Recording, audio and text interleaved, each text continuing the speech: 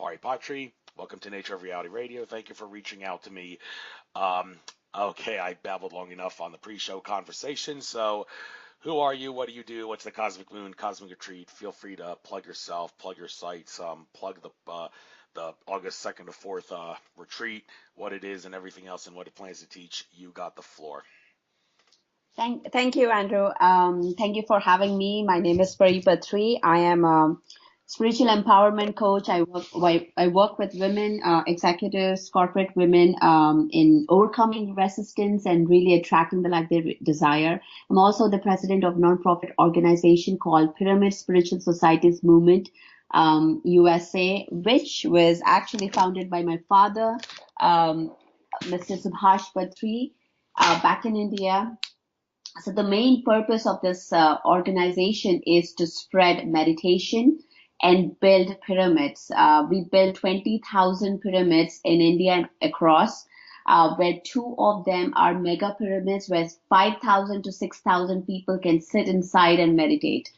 So this is what we do. So he was awakened in 1979, and since then he decided to quit his job. He was a marketing director in an agricultural company. He quit his job, and he said, "I'm just gonna, teach meditation to the entire world." And then he believed in the power of pyramids. So he said, "I'm gonna combine pyramid power with meditation." And that's his mission and goal, and he still does that, traveling the entire world. So now, Cosmic Reset Retreat is one of our initiatives to launch this movement in America, bringing that awareness of the power of pyramids and meditation, and also plant-based food, the importance of plant-based food in spiritual awareness and spiritual ascension. So that's the whole purpose of having this retreat, and it's in August. It's on August 22nd to 4th in Madison, Virginia. CosmicReset.com. Yeah, that's the intro about what I do and what is this retreat about. Okay, and out of curiosity, aside from your Facebook page, is there any other site about you anywhere on the internet? Yes, my website, which is paripatri.com, PariPatri.com. That's my website. And also, I wanted to give you the website, the Pyramid Spiritual Society's website, which is pssmovement.org. O-R-G. pssmovement.org. The guy you see on the homepage is my father. So the mission and goal is to spread meditation, and also the power of pyramids, because that's one thing that we truly believe is needed at this time to raise the consciousness of the planet, and to raise the vibration. Yeah, thank you very much. I didn't mute myself when you first said that, so you hear me typing. I was typing in the website. So yeah, I'm glad you told me about this. I, for whatever the reason, wasn't able to find these before the show, so I have them now. I guess I might as well use them as a little bit of a guide throughout the course of this show. Yes. As far as that retreat goes, the Cosmic Reset one in Madison, Virginia, I unfortunately don't think I'm going to be able to make that. I've kind of set all my conferences ready for this year, and this is actually the year of the Earth Pig in the Chinese zodiac. Seems to be a better, not really compatible for spiritual awakening. Any year is good for spiritual awakening, but relative to the rest of the years in the Chinese zodiac, the Earth Pig is not compatible with it relative to the others, and it's good for like saving money, getting out of debt, and worrying about your earthly and physical problems. So I mean, thank you for the invitation if you were planning to invite me with this, but I'm going to have to pass on it. But I do hope Yes. that people will be able to consider going after listening to this. And interesting, you're talking about, according to the web thing you sent me, your email, this is the first pyramid spiritual retreat in America, you claim. Yes. How do you know that for a fact? How do you know someone else out there hasn't done a pyramid-based spiritual retreat somewhere and maybe just not told about it? Well, so actually, I'm a part of the Global Pyramid Conference. So in the last 2 years, we had two global pyramid conferences in Chicago, which we were part of it. And so we are working with that team to organize this retreat. So we had many retreats based on consciousness, based on spiritual awakening, ascension, but really focusing on the pyramid power, on just the power of pyramids. This is one of the kind. We've this is something that I've been really looking forward in actually in US to talk, somebody to talk about just the whole retreat, focusing on the power of pyramids, focusing on the energy, focusing on how it alters our consciousness. But I really couldn't find one, and so we decided why not we bring it here to spread the awareness, because this is really about education. This is really about spreading the message about what it can do. What it's just not a pretty tomb out in Egypt, but it really is a technology that is given to us by ancient builders, and how we can work with how raising our consciousness with it. That's really about the education. So that's one thing that we wanted to focus on in this retreat. So yes, we did have conferences last 2 years. In fact, they were the first ever conferences based only on pyramid power. But this is the first retreat that we are bringing, not only about pyramid power, but also we are adding on, energy work. We are adding on meditation. We are adding talks about consciousness, and also, which really talk about activating DNA, active awakening, and connecting to intuition with the power of pyramids. So yeah, I'm really excited about this, I call all the people who are interested to know about the pyramid power, to know how it's just I've been doing expos since the start of this year. People have heard about pyramid power, and it's either very scientific, like they are like, really, okay, we understand there's something, they understand this is technology, but really, how can we bring this to everyday life? How can I use this in my everyday practical life? And that's something that we are focusing on. How can you use, being in your home, you don't have to build a pyramid, but how can you bring a pyramid energy to enhance your own spiritual practice? So that's the focus of this retreat. Sounds very interesting, and making me want to go, but I know I'm not going to be able to afford it at the moment. And also, I was in India recently, as a matter of fact, for the International Yoga Festival, and to my knowledge, I saw no pyramid structures.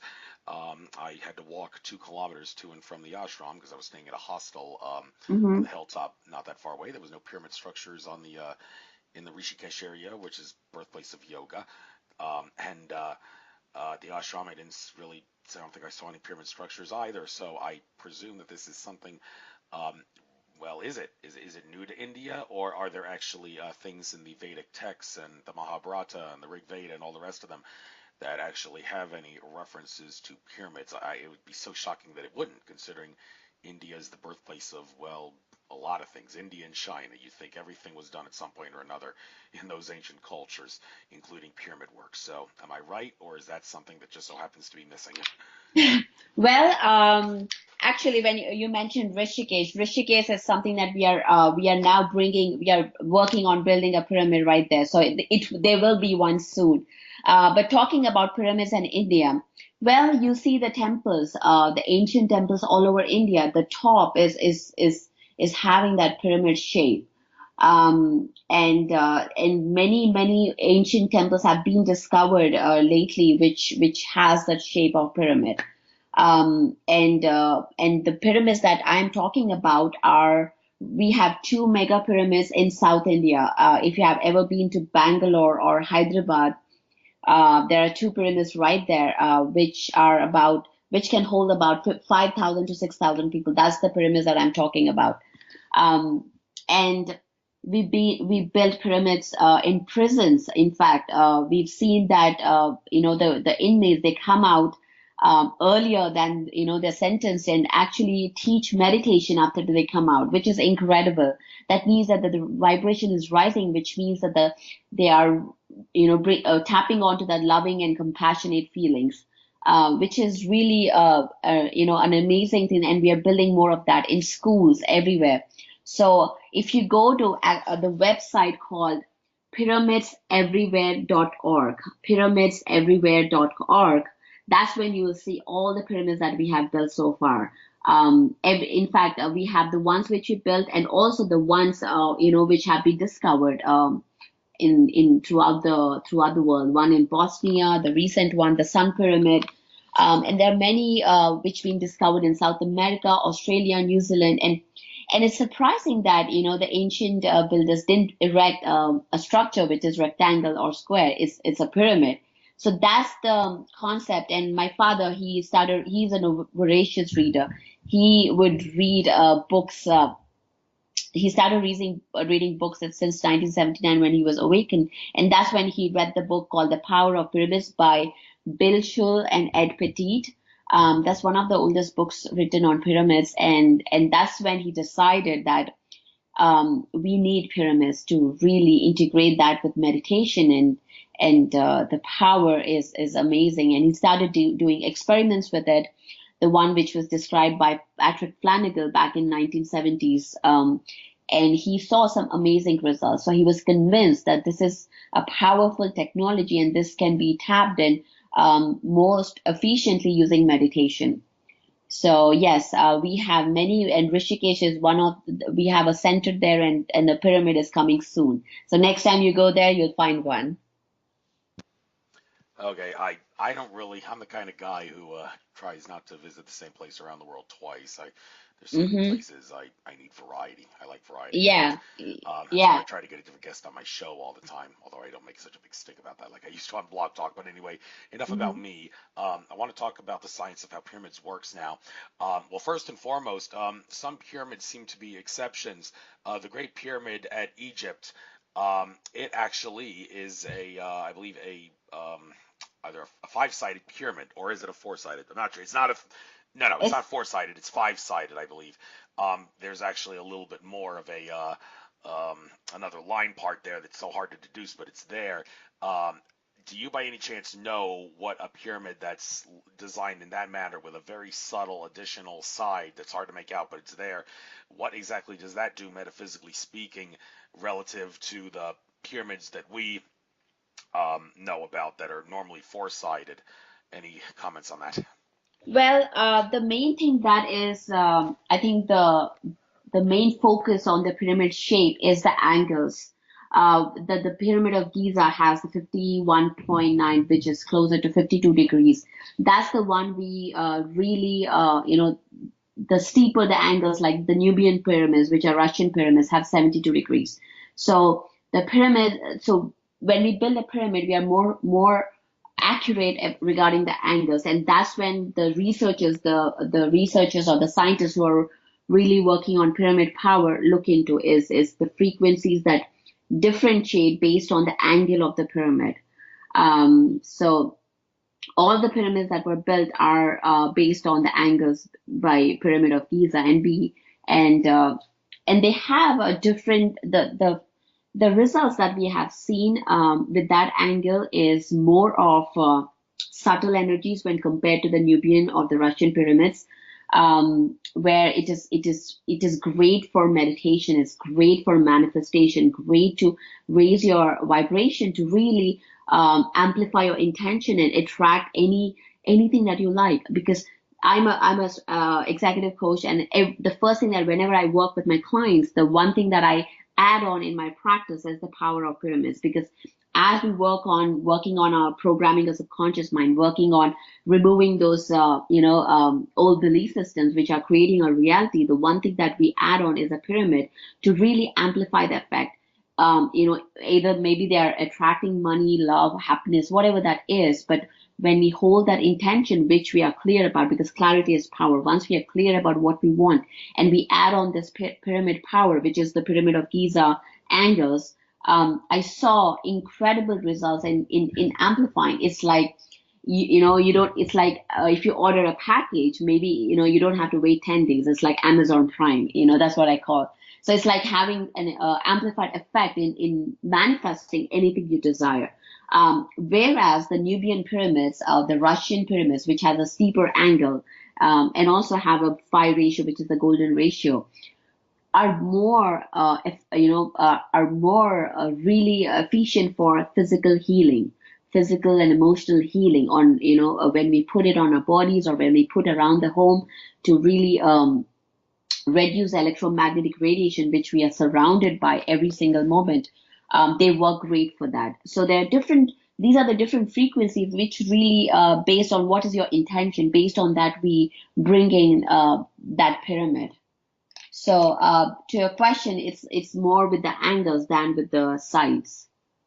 Yeah, you actually took the next question right out of my mouth, talking about the angles. So, Yeah. well, mentioning that, what is, like, believe you said it was 51 degrees. What is the magic angle if you were to say this is the best angle? You can't go wrong doing this angle. This is the magic one you want to do if you just want to get from point A to point B. Would that be 51 degrees? And do you by any chance know, like, if you what other numbers for certain angles are good for what? If you want to heal something, what angle is good? If you want to enhance certain abilities that other senses besides your five senses, what angle is good? Do you know anything about what numbers should be assigned to the angles on pyramids if you want to do specific things?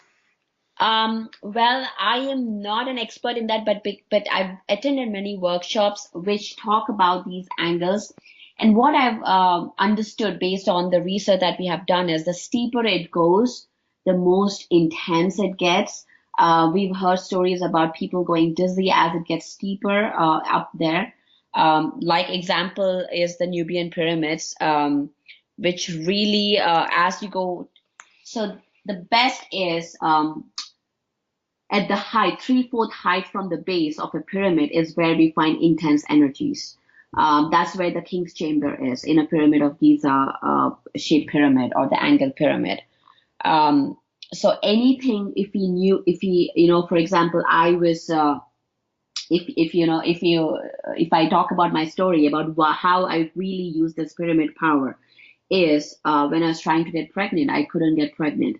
So one of the things that I did was, and I decided I was committed to get pregnant. I did not allow the doctor to say I can't.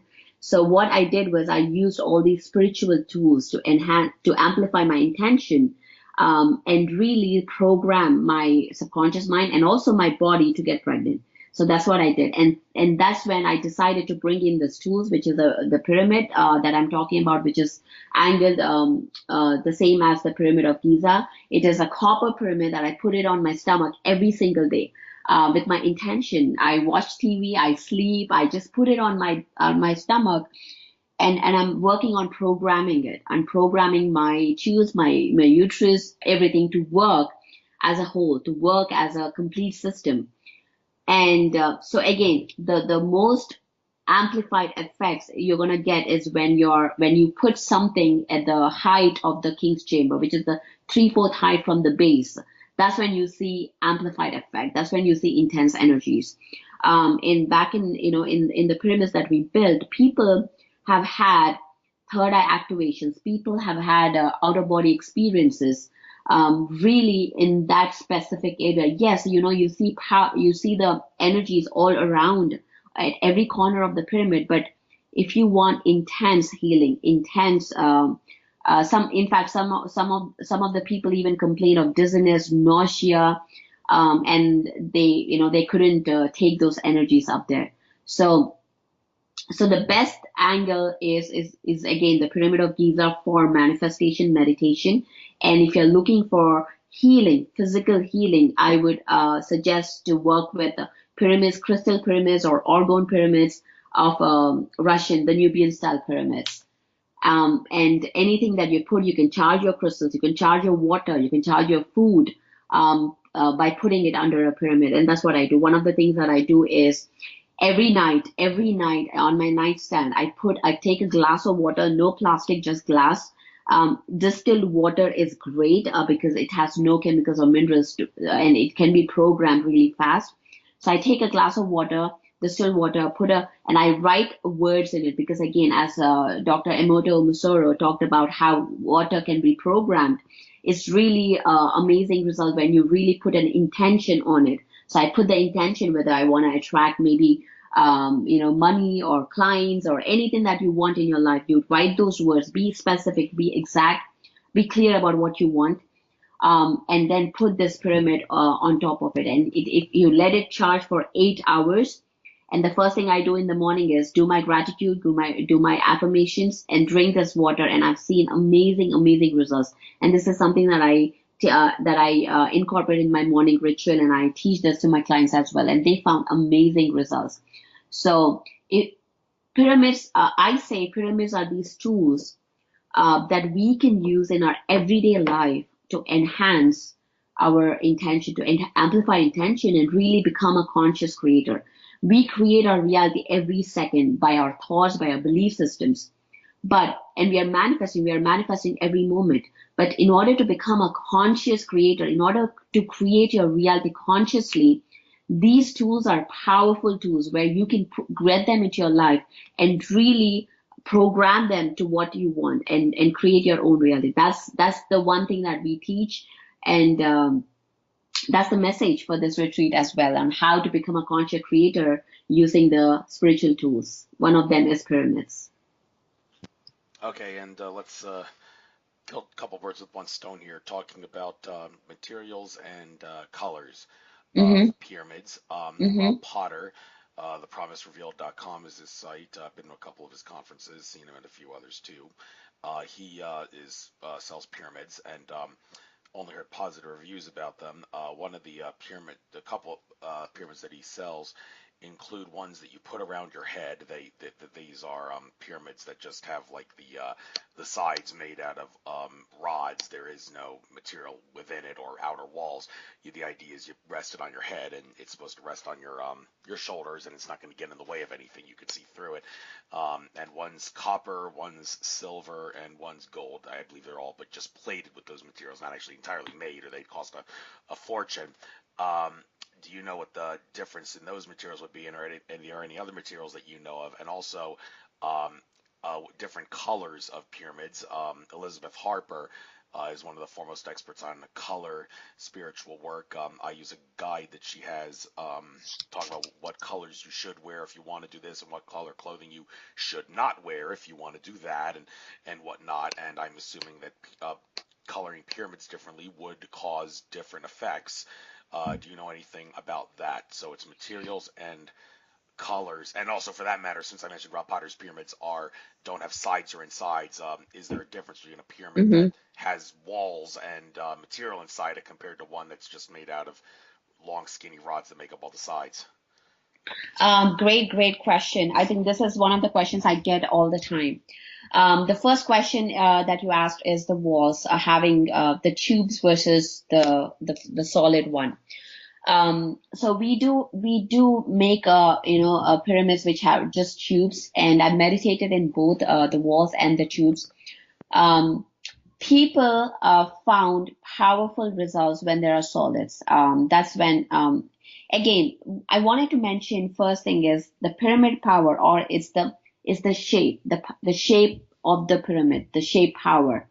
There has been many books written on the shape, by Patrick Flanagan, one of the big names in that, and recently David Wilcock talked about it in his show on Gaia TV on Wisdom Teachings. Is the shape of the pyramid that really is powerful. First thing is we need to understand. In fact, I've had many people just visualizing a pyramid on top of them, it gave the same results. So which proves that it's the shape with our intention when we are shaping it. Now, coming with the walls versus pyramid, we've seen more powerful. Say, for example, if I'm just starting out to work with pyramid shape, and I'm just starting out to learn meditation, I would find more intense energy when there are sides. That's what we experimented, that the people who started out, the beginners, found intense energies compared to just tubes. So it really depends on how sensitive you are to energies, how well you can detect the frequency shift. So the walls have had a greater effect. And of course, when you go and sit inside a pyramid, you're inside a pyramid. So that's definitely the most powerful experience that you would get of a pyramid shape. The second question is of the materials. The Pyramid of Giza is made with limestone and granite. And that's one of the materials that we used to build one pyramid. But most of the other pyramids that we built are stone. The pyramid of in the Russia, they used PVC pipes and covered with fiberglass. They didn't want to use, the idea was not to use any metals, because they found that when they used any metals, it really deformed the shape, and it had many other molecular changes within the metal. And as you said, gold, silver, copper are high conductor of energies, which is absolutely true. So we make pyramids out of copper, not with gold and silver, because they're not practical to make pyramids. And the pyramids that I'm talking about are like hats. You can just wear it on your head like a hat and sit in for meditation. And these are the ones that I work with the most because I've seen intense results. And the ones that I use, the pipes, are for, charging crystal grids, charging your crystals, or water. So that's when I've seen the most. But I've noticed personally, if you ask me, I've noticed I like to work with the ones which has walls than just the tubes because I feel that the energy is intense and higher in that. And the colors, yes, of course, it's chromotherapy. Color has a vibration of itself. So when we work with colors and the pyramids, it is great to pair a color based on your chakra. So if you're working on confidence or self-esteem, then if you work with yellow on your third chakra, and you put a yellow pyramid on your third chakra, it really, really will give you intense results, because we are doing a vibrational layer of the color with the pyramid frequency. So yes, everything is energy, everything is vibration. Anything we add on to the pyramid, whether it's a color or a sound, it will have its own frequency. So we can layer it up with vibrations to make a custom, pyramid frequency. So yes, that's a great, great idea to add colors. In fact, we do have crystals. We pair up crystals with different chakras or different colors to do a chakra balancing. So yes, colors are great addition, but to very specific intention. If you want to work on a very specific cause, very specific intention, it is best to see what vibration is best to add, and you can do so. Thank you. And since you mentioned chakras and pyramids, I'd like to talk about something that was presented in the time travel episode of Conspiracy Theory with Jesse Ventura. Pyramid played a role in that episode when Jesse Ventura, Tyrell Ventura, and some guy who seemed to be an expert on government time travel technology to some degree went into this hotel casino, I believe it was in Vegas, that was pyramid shaped, and they were told to go there because the time travel device that they allegedly got a hold of to test out the time travel conspiracy theories would work better, they said, if it was within a pyramid. Now, they never actually got to use it. It seemed like the guy who they hired to show how to work the thing was kind of freaked out by it, not to mention Jesse and Tyrell being left-brained and having intellect but no intelligence, because they're left-brained and closed-minded, didn't really seem to believe the metaphysical stuff about it, because the guy, he explained, this device here, this time travel device, it's going to disrupt the chakra systems in this room and this pyramid building that we're in. And Jesse Ventura and Tyrell were laughing at that, like saying, oh, right, disrupt the old chakra. They obviously they don't know, because they're so left-brained, they're clueless about that. They give them credit for being conspiracy theorists. But the point is, they tried to do it in a pyramid, and the guy did say, well, space and time are illusions, and that's the whole idea behind how time travel is possible. And Tyrell and Jesse again laughed at that, because they didn't have the intelligence to understand that. But the point is, the pyramid enhances time travel ability, and it does so by disrupting the chakras, the device in question. Now, if you never saw the episode, maybe it's a little hard for me to explain this to you, but that's what he said. Do you understand the science behind time travel being easier in pyramids and disrupting chakras to do that? Yeah, I'm sorry, I did not watch that. See that episode, but I can relate to that point where pyramids can be used for time travel. Why do I say that? It's because of the research that has been done by, if you know, the scientist Nikolai Kozyrev. He did a lot of research. He's a Russian scientist. If you read about him, he talks about the time and the torsion fields. So what he says is very interesting, is that he talks about how the time itself is yes, it's an illusion that we hold, and he talks about how time is a torsion field. The energy is a torsion field, and he presents the whole theory about it, which in fact is was one of the bases, one of the really the important basis for all the research that has been done on pyramid power. Um, and he also talks about the pyramid power, how the pyramid so the pyramid disrupts the field, the source field or the biofield around us, which is we call the prana, chi, or ether, or the vacuum that the scientists, the conservative scientists have called. So the shape itself acts, it disrupts the biofield, and it creates a distortion, creating torsion fields inside of it, which acts as a upside down funnel. And that is the reason why we see this intense energies, the energies being amplified, because the funnel, it has more vibration, it is moving faster and faster. So this theory suggests that, first thing is time. He talks about time, how it can be distorted, how it can act as a torsion field, and the pyramid working with those torsion fields. So I can totally see the relation, or I can relate to that, pyramid, when we work with certain consciousness, and again, it gets activated by consciousness. We can totally have the ability to do time travel. I mean, I do not question that theory, but yes, it needs higher consciousness. It needs it requires us to be able to move into that subtle energetic biofield to really detect and move into those frequencies.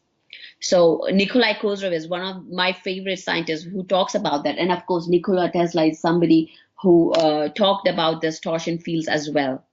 And pyramid power is based on this theory, which we teach is how it creates a torsion field, how it works as a funnel in amplifying the energy, the cosmic energy, which is all around us. And it also acts as a cosmic antenna to really connect to that source frequencies when we are inside and outside. So when you will see a very, very distinct, distinct frequency difference when you enter a pyramid versus outside. So yeah, I mean, I can totally resonate with that idea. It can act as a device when you really know how to work with those frequencies. Thank you very much. I'd like to switch gears now. Maybe we'll get to pyramids. I'm sure some other questions will come up to me. But other than that, hearing on your site here, paripatri.com. Okay, is your nickname Cosmic Moon? Did I hear that right? Yes, okay. yes, yeah. That's the nickname that you use. Okay, it's a lovely nickname, I think. Thank you. Well, okay. Well, out of curiosity, why moon? Why not planet? Why not comet? Why not asteroid? Why? What is it about the moon that you find so fascinating? Well, moon, it's always been my guiding force since I was a baby, since I was a child. I started meditating since I was age 2, and actually started teaching meditation since I was age 5. And moon is something that I really, really connect to, and has been my very strong force in manifesting for me, and also in guidance. So, and cosmic energy is something that I've been working all my life. So that's why I came up. It was just instant when I decided to start my business, and I was like, okay, what do I call it? It was no brainer for me. I had to go with Cosmic Moon, and yeah. So I know it's a simple answer, but that's what it is. It is one of my guiding forces, one of my direct influences in my life. So Yes, yeah. I've been trying to work with the lunar cycles myself. All Hmm. those people who try to find a conspiracy with everything will say you're out of your mind because the moon's controlled by malevolent forces to suppress the Earth's divine feminine energy. And no, no, no, no, no. There's no Yeah. such thing as an evil thing. If infinite love is the only truth, everything else is illusion. My intention is to intermingle with the positive, love-based feminine energies of Luna, the moon, then I Yes. can be sure that my angels and guides will make sure that the malevolent forces that have control of the moon cannot hurt me or affect me with it. So, with that being said, Yes. let's. Oh, so you agree? That's great. Okay. Moving on to some of the other things that you offer regarding sessions. Pyramids are one of them. We've talked enough about that. But Hmm. which one to talk about first? How about essential oils? I'm going to be going to an event locally that talks all about essential oils. I've had some experiences with them. One time, although some unfortunate experiences, I once rubbed peppermint on my cheeks, and I didn't realize how stupid that was with it getting into my eyes and making it almost impossible for me to open my eyes without pain. So, got to use Hmm. them properly and put them on the right part of your body. So, I'll let you make a sales pitch out of this if you want. If you sell essential oils, what kinds are good for what? You got the floor. Talk about this. Sure, sure. Well, yeah, I love essential oils, and yeah, peppermint would be a, or a tricky one to start with, if you especially get on your cheeks. But let me just talk about how I got into essential oils and how that changed my life. So I've been working with, of course, I've been a big sucker for, smells. I've always tried. I always went to get, expensive perfumes and all. And for meditation, the one thing that we used back in India was incense. Incense was one thing that we used all the time. At that point, I didn't know what essential oils were. And we always used that for meditation, for spiritual practices. And also in fact, I use essences to clear out the energy as we do as with sage.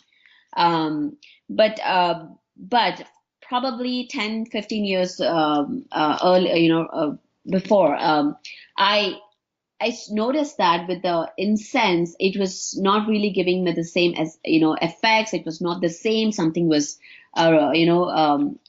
different about it. So I started investigating. And I saw that it was chemically, the incense was made with chemicals, not the natural stuff. And I could detect the difference in the energies within itself. And also, I would get headaches.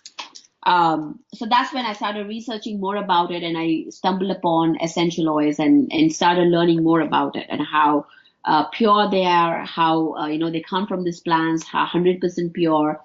And I've been working with different essential oils since then. And the first thing that I've noticed was that how it immediately affects our nervous system, how my moods, my emotional, emotional body, emotional moods are really controlled or really affected by these essential oils. Because I've been in corporate for the last 15 years and I quit my job and I'm doing this right now. And in my corporate job, I've been on high profile, high pressure projects, and it's really we're surrounded with these you know with the stress, with this deadlines, and the one thing that I really saw the benefit is by using essential oils at that point, because it allowed me to shift my vibration. The one thing that I teach is how essential oils can raise your vibration. And since I've started using these essential oils, I've also noticed that I couldn't even tolerate any toxic chemicals inside home. So I started making my own natural products. So really, it drives you in a more subtle and gradual way into living more naturally, to use more natural products. So that's something that I offer in my package when I work with my clients. Is first start with this essential, because it is a very natural way. It drives you to live naturally and go go organic, go natural with these essential oils. The one thing that I recommend for meditation is mixing lavender and frankincense to really get into the practice in a faster way. Like if you are coming from work and you want to do a meditation in 20 minutes, what I suggest is go into the room, put the diffuser on, put the frankincense and lavender before you go into meditation, a half an hour before. So as you enter the room, it already raises the vibration, and you go and you if you take 20 minutes to go into meditation, you will do so in 5 minutes. That's the difference that I've said. So I always suggest to do this, to bring these tools into your life. So it makes it easier, so you don't spend time in warming up or in prepping up. You go into that instantly. So yeah, that's my tip for meditation, to work with essential oils. Um, and this is something that I offer as a part of my other tools that I offer. Thank you very much. Let's move on to vibrational chakra tuning, another thing that you offer. When it comes to tuning chakras, it seems like what I've looked into, the solfeggio frequencies are the Mm-hmm. way to go. Each frequency from 396 being the lowest up to uh, 963, is it? Yeah, I think 963.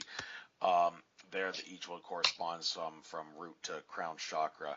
Um, but does that necessarily mean that those frequencies are the best frequencies for chakra tuning? Are there any other ones that may actually be more or less better or worse than those solfeggio frequencies? Any comments?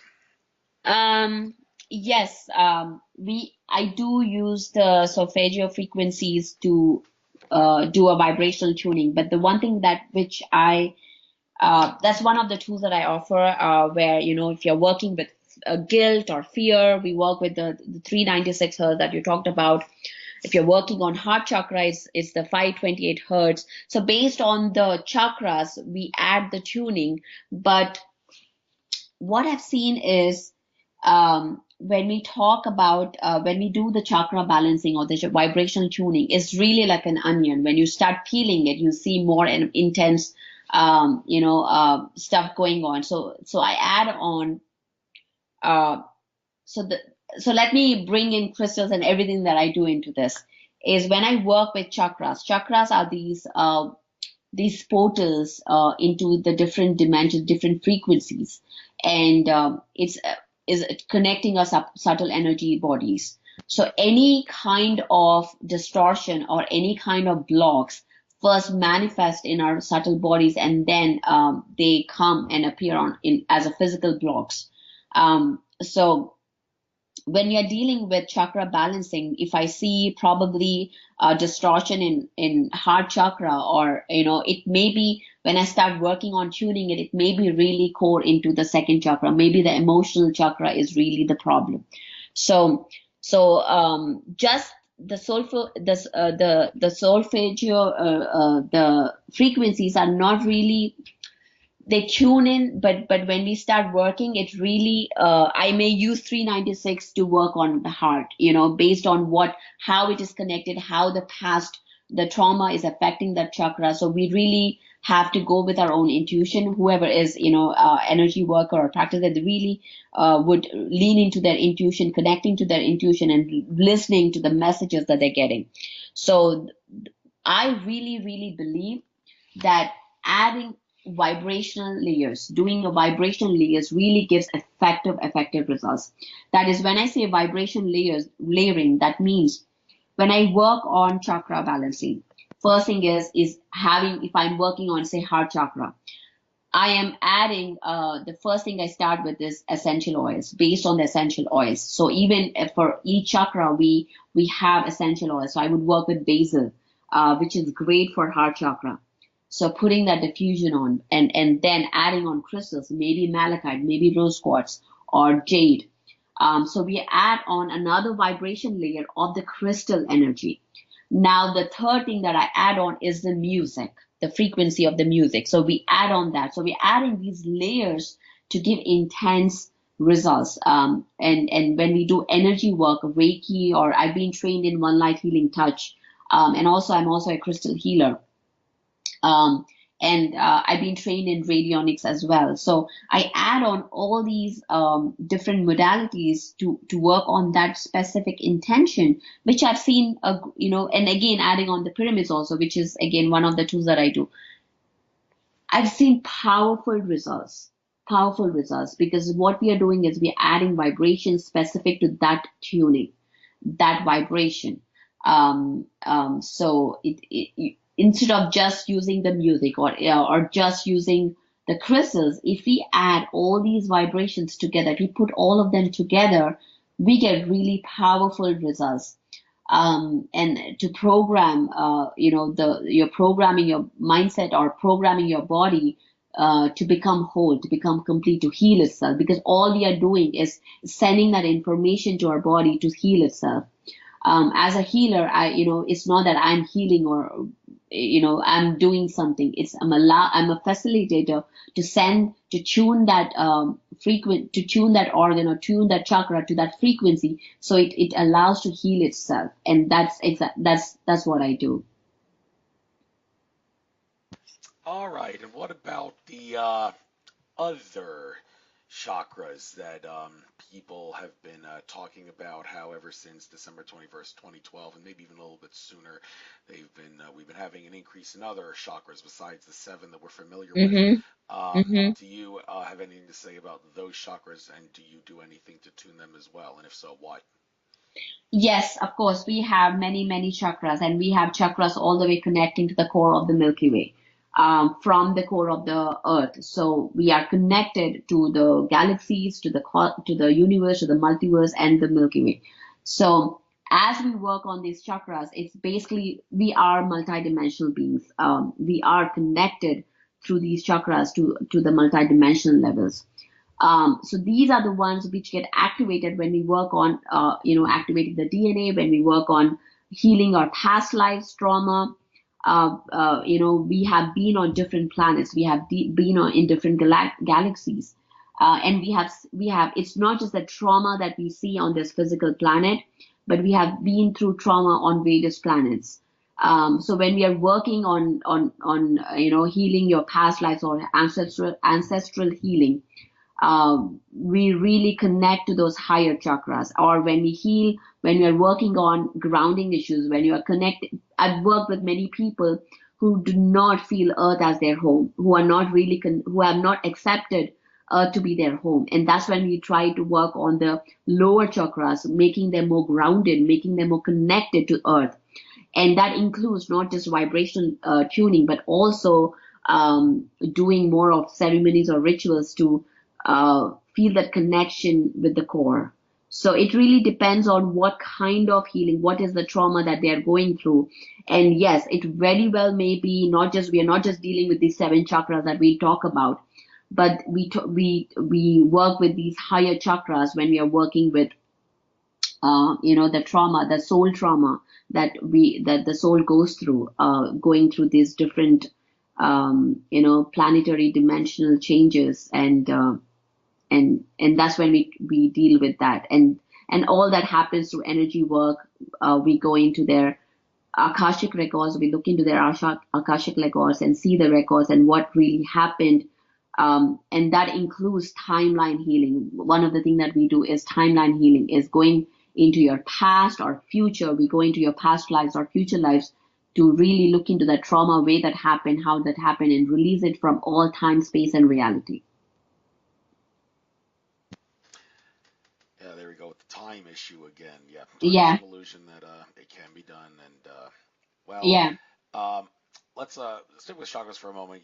People know that I'm going to bring this up whenever I talk about chakras. The fact that I cannot help but pick on George Kavassilis from Australia for his assertion that it is a waste of time for us to do anything involving chakras, kundalini, and third eye, because all three of those things, he asserts, were actually put on as matrix control system consciousness suppression things when Atlantis was hitting its downfall and losing its spiritual power. Those were the things, I believe he said, they were kind of introduced to keep their spiritual essence afloat, but in reality they are totally unnecessary, because he asserts the way to go is always go with the heart soul essence. You don't need no stinking chakra, kundalini, or third eye to get anything done. I've always agreed to disagree with him on that. I don't deny he's wrong, and more power to him for not getting bored going with the heart. But you're kind of missing out on the spice of life that is variety if you don't get your chakra, your kundalinis, and your third eye involved. And I mean, if you really are on a quest for knowledge and truth, what harm can it do to learn about how chakras, kundalini, and third eye works to understand the nature of reality? Then again, you could just make it easy for yourself and always go with the heart. So I guess, for lack of a better question, do you agree or disagree with his attitude towards those things? Well, I would love to read more about him, but so to his perception, where third eye, kundalini, and chakras are just illusion, right? Is that right? Is that what he said? That's basically it. They're Okay. totally waste of time, illusion in regards to getting spiritual work done. Yeah. Okay. Okay. Um, well, the one thing that I would say is the work that I have done with my clients, or that I have read about or I've learned from the various gurus or teachers, spiritual teachers out there, is definitely focusing on how we balance our chakras, how we work with our third eye, because third eye is the gateway to see to becoming a multidimensional being. So that's what I've learned.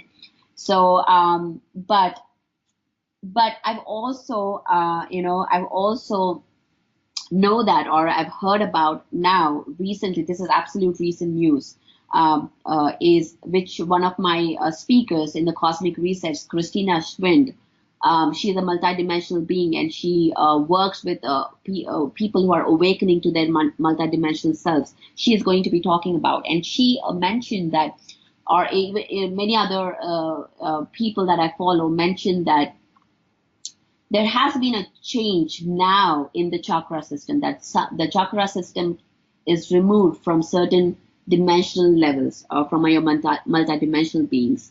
That's something that, and you can choose to have that. You can choose to, because we live in a free will zone. This is 3D matrix is a free will zone. We have the choice. We have the free will to do what we want and choose what we want in our lives. So that's something that I've heard, that it has been removed and you have a choice to do that. And there's a different system in place, which she's going to talk about in detail about it. But I probably would lean towards agreeing with you on the chakra system, on his comment, because that is the work that I have seen, and the healing happens when we have. For me, this is how I define healing. Healing is clearing all the distortions with the connection with our soul self. Any kind of distortion that we have when we heal it, that is the to our soul self, that is what is healing. And healing and manifestation go hand in hand.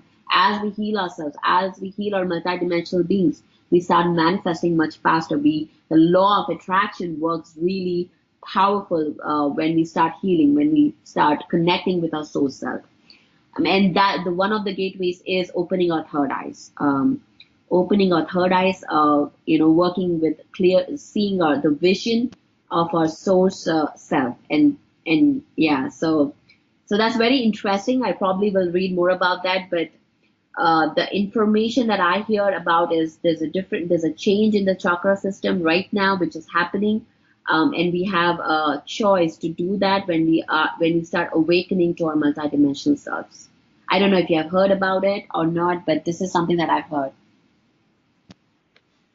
Well, we've all heard a lot of things, and we all have to make sense of those things. And well, that's why I ask my guests questions like this. It's Yeah. fun to pick on George for this very subject alone, but I have a lot of respect for the guy. No questions asked. Great show I did with him. I had a great session. Okay, going back up to the very top of the list here, psychic information for your guidance and clarity. That's the first bullet point. Okay, so are you, for all intents and purposes, a psychic? Where are you getting your information? Who or what's the entity that's giving you information? What have they told you, and how does it help improve people's guidance and clarity? Great question. So the clairs that I have is claircognizance, which is I just know. I just know. The psychic information that I always rely is on my soul self, which is telling me. And the one thing that I do whenever I don't work with everybody, um, I always ask the permission. If I'm healing you right now, I would always ask your higher self, your soul self permission before I do healing. The reason why is because I don't want to tamper with the law of karma. If I am not supposed to mess with any of the your karma, then I will not do that. So one thing that I always do is ask the permission, and only if I do, I go ahead and do the healing. And that's why on my website you can book me immediately. You have to actually book a call with me, talk to me, and then we go ahead and schedule the healing.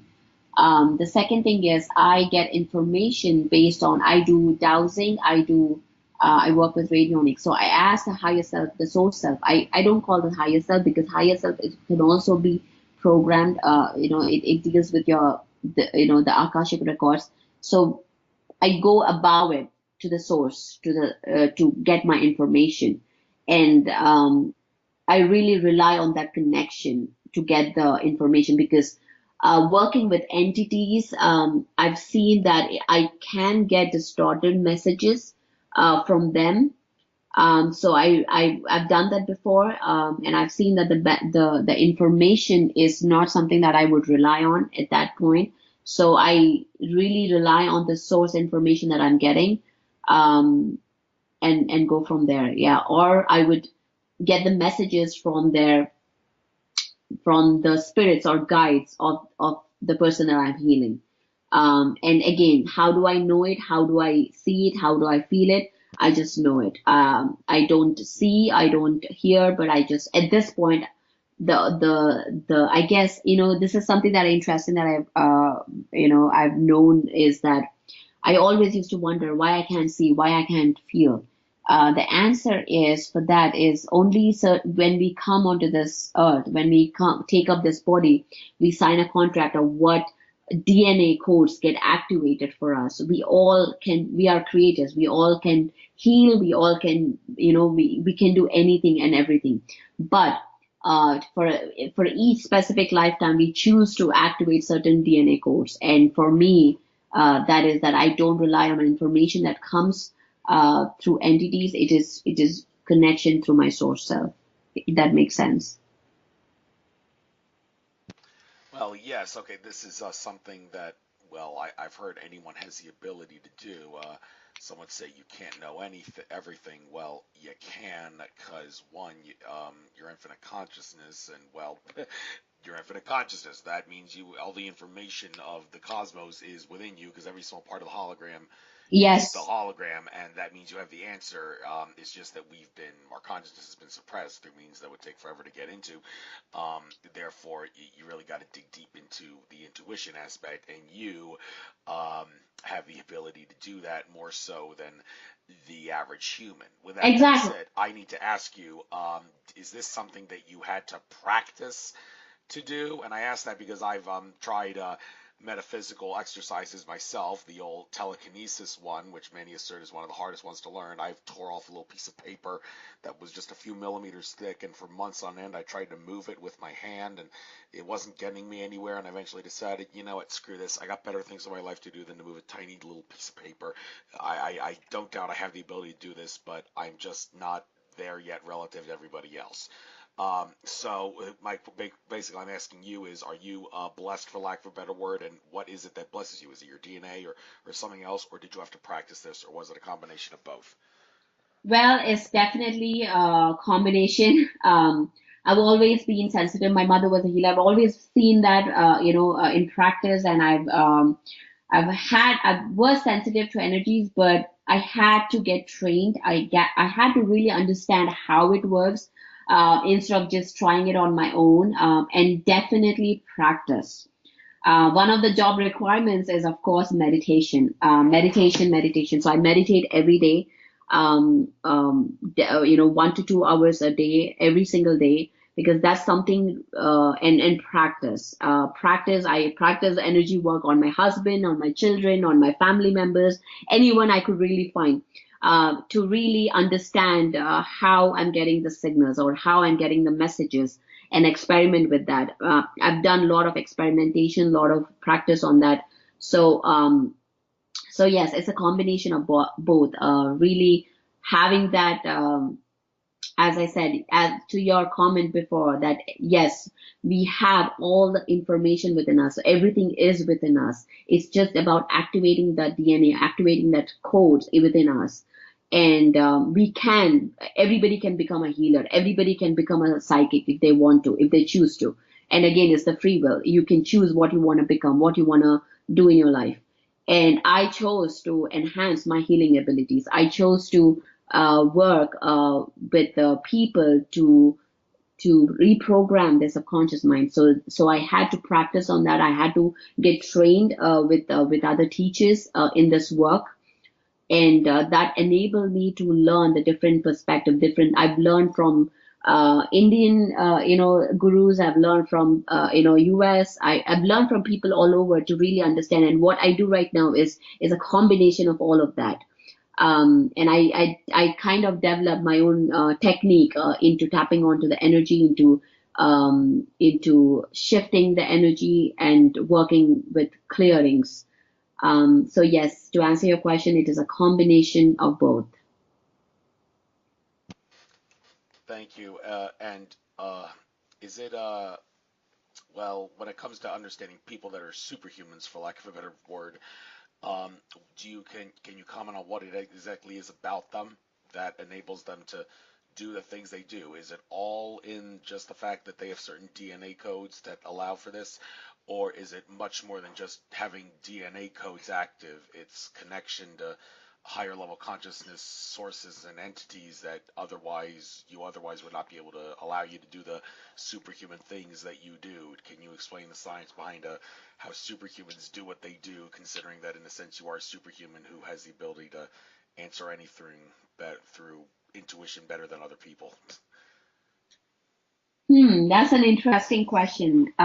So superhumans, or the gifted people that we call, is I think I think why they do or how they do what they do is, one, probably is a contract that they have themselves, because as I said, everybody has that ability to do. It's just about the practice. And also they could have contracts with higher vibrational entities, or the from wherever they came from, to use that ability to, the only thing that the purpose that we all have is to share love and to be connected, to raise one another. And there are people who use it in a negative way as well. It's a duality world. There is light and darkness. There's good and bad. But I truly believe that all the we have chosen here to come, and raise a vibration, and the only purpose is to help one another, is to raise the vibration of this planet and the humanity. So the to answer your question, it's a very tricky one, or I don't know if I can explain it in this a few sentences, but we are who we are. We have all these gifts, is because of the contract that we have with our soul self. And also we get facilitated to fulfill our mission or purpose on this earth by our our spirit guides, our angels, or whatever we call them, from the higher worlds, or the higher different planets, is to go within our purpose, to fulfill our mission on this planet. And again, we have the free will to choose it, to do, to go in the light path or the dark path. We absolutely have the free will to do. And that's the rule of this 3D matrix, is that we have free will, and people do what they do because using their own free will. I don't believe that there is any external force to do what you have to do. We absolutely have the choice to choose what we want to do, and we do it consciously. Thank you very much. Switching gears now, you mentioned in passing earlier in the conversation radionics, but didn't really get into that too much. Specifically, what it is that this is all about. The on the bullet point it says radionics dash SE5 dash 1000. what are those? What do those letters and numbers mean, and how does radionics work in regards to sessions that you do with other people? What's the science behind it? Radionics is basically another, dowsing that's the general word for it, the connecting to the frequencies to send information. So basically, we are all designed to be complete. We are all designed to work as a whole system. But because of the distortions in our outside world, and also the isolation we do, being disconnected with the world, with the community, the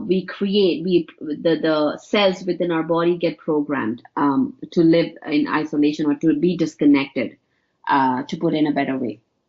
So what radionics is a science which was developed early 1900s, is to send information, light as information, to send this information into these into either it can be body, it can be chakras, it can be subtle energies, it can be a solid, like plants, anything that we are working on, any object that we are working on, to send information to work the way it is supposed to work, or to heal itself.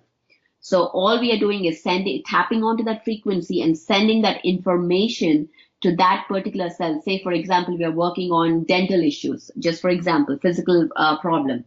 So our body knows how to heal. The body knows how to grow healthy. We are all, we manifest abundance. So it is sending that information to that particular, to teeth on how to heal itself and how to grow healthy. And the science it uses is again, the SE5000 is nothing but it's an instrument which works on this radionics principle, which works on this dowsing principle. One of the common example of dowsing is pendulum, on how pendulum works. And the way it works is based on the practitioner, based on how the practitioner is tuned into that, how he is clear of distortion, so he can access into this, when you're working with a pendulum, you got to be clear, you got to be grounded enough to get the right information. So you can get mixed information if you're not grounded, if you're not present. When I say grounded, you're not present in this moment to receive that information. So SE5000 is one of the instruments that works on this, and I've learned this from Ilona Silky and Dawn Paris, based out of Seattle. They have trained me to work with this. So whenever I work with a client, so we first do a complete checkup on what is, where are the distortions, where are the frequencies. Everything is frequency, everything is vibrations. So every organ, every feeling, every emotion has its own frequency.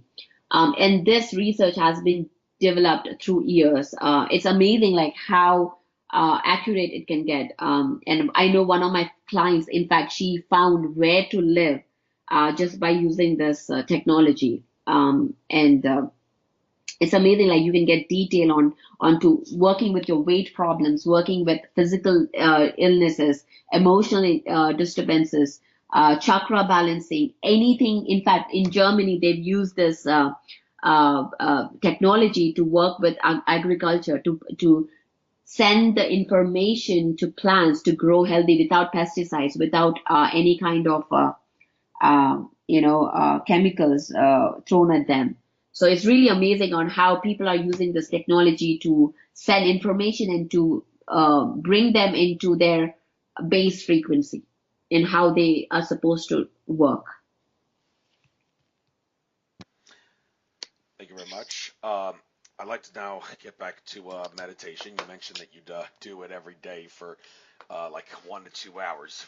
Make me Mm-hmm. look bad. I try to meditate. Well, I was meditating every day, but then I took up yoga and Tai Chi, and my urge to meditate has decreased, which isn't so shocking considering some might call those another form of meditation. And since I do them, I don't really have to do the old stereotypical lotus flower position, Om kind of Mm-hmm. meditation as much. But it kind of does disturb me, I must say, that in general, I'm really kind of only good for doing meditation for 10 to 20 minutes at most.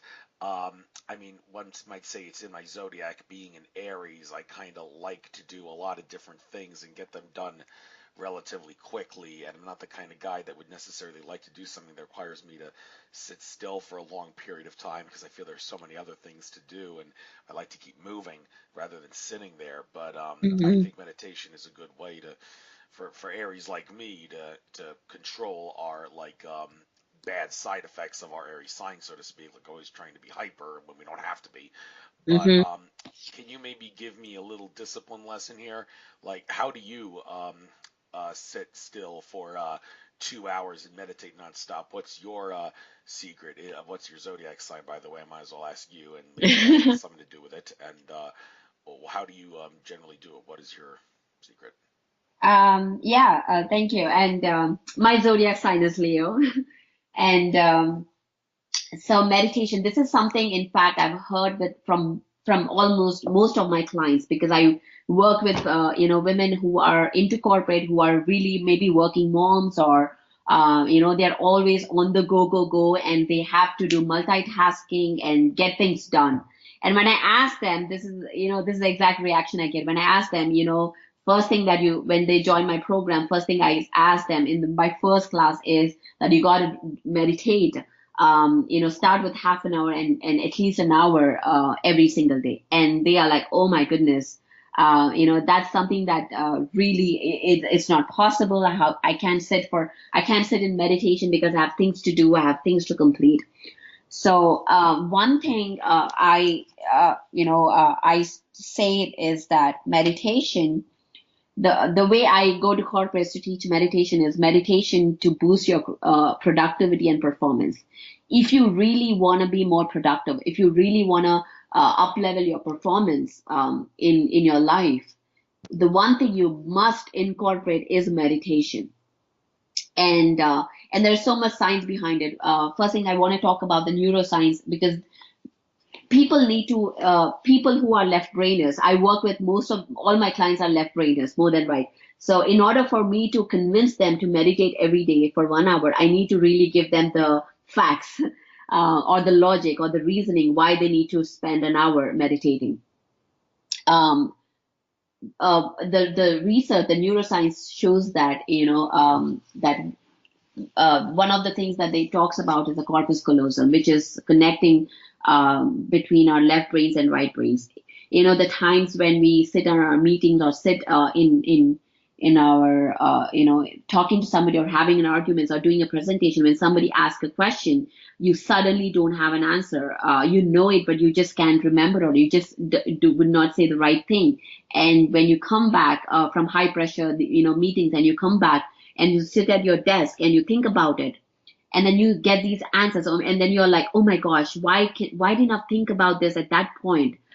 Because when you're in high stress environment, or when you're in high pressure situations, you really can't access into your creative ideas, into these ideas which lie in your right side of your brain. These ideas, because they go they are beyond the time space. They are in our consciousness. So when what research has shown, that is, for meditators who meditate every single day, the EEG scan shows that the corpus callosum gets thicker and bigger. What that means is, what does this do? What that means is, you will have more ability to connect to your right brain, to bring those points, to connect to those points which you need at this present time awareness. So meditation, first thing, is bringing us more, making us more grounded. When I say grounded, again, I want to repeat this, is that we are in this present time. Because one thing that all gurus, or, all teachers talk about is the now, being in the now, being in this present time awareness, because this is where our empowerment is. This is where we are a conscious creator, is in the now moment. So because I'm a manifestation coach, the one thing that I have to teach, or have, this is a secret, is that you have to be in this now moment to have a powerful manifestation. So meditation is one thing that brings you into this now, and also allows you to access into these resources that you have got, so you can become, be the best version of yourself in every moment of your life, whether that's being a mom or a, best husband or best, presenter at your work. So how do you achieve that? That was the question.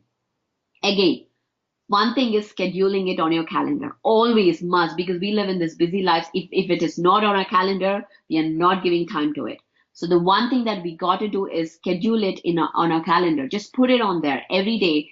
Choose a time, and that what that makes it automatically clears. You're not overbooked. You're not double booked, because if you do not put it on your calendar, you always will give other things priority.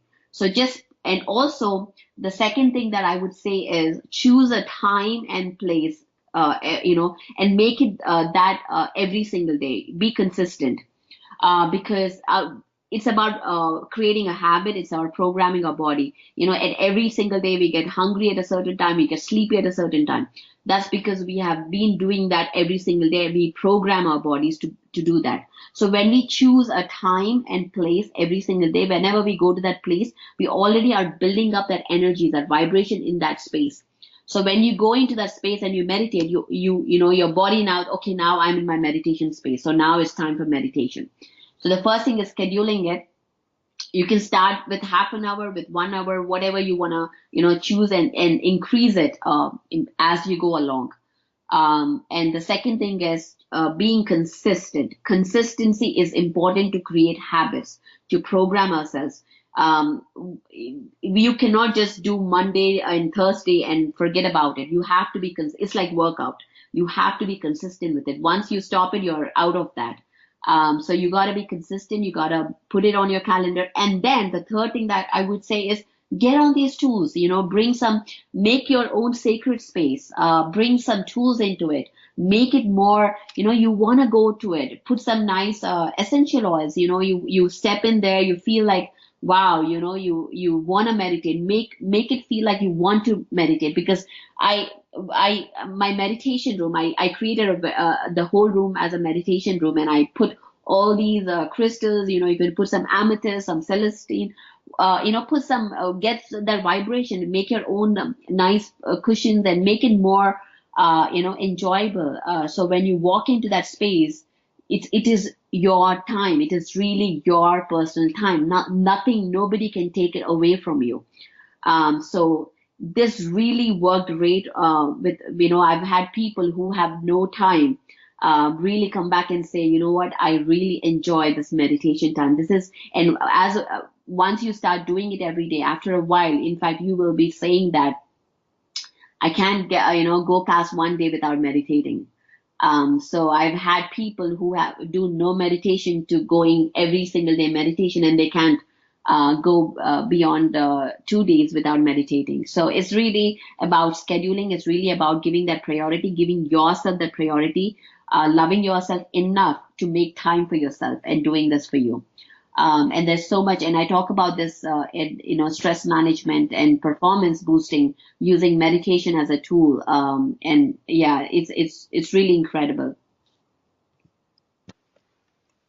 Yes, and there's different ways to meditate and such. And with that being said, well, first of all, I love the quote here by your father.